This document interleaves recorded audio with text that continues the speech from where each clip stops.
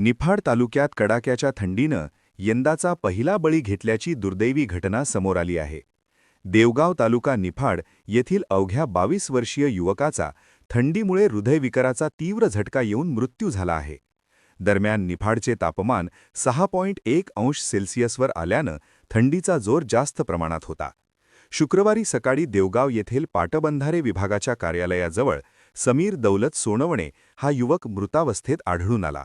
घटनेची माहिती मिळताच पोलीस पाटीलांनी तात्काळ लासलगाव पोलिसांना कळवले.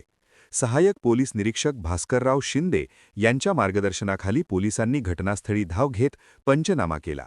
मृतदेह शवविच्छेदनासाठी लासलगाव ग्रामीण रुग्णालयात पाठवण्यात आला. शवविच्छेदनाच्या प्राथमिक अहवालानुसार अतिथंडीमुळे हृदयविकाराचा तीव्र झटका आल्यानं युवकाचा मृत्यू झाल्याचे निष्पन्न झाले आहे. या प्रकरणी लासलगाव पोलीस ठाण्यात आकस्मिक मृत्यूची नोंद करण्यात आली आहे.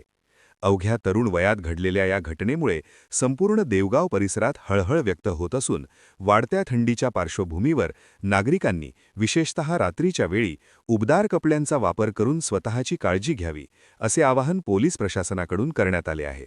सागर शिंदे, ब्युरो रिपोर्ट, निफाड.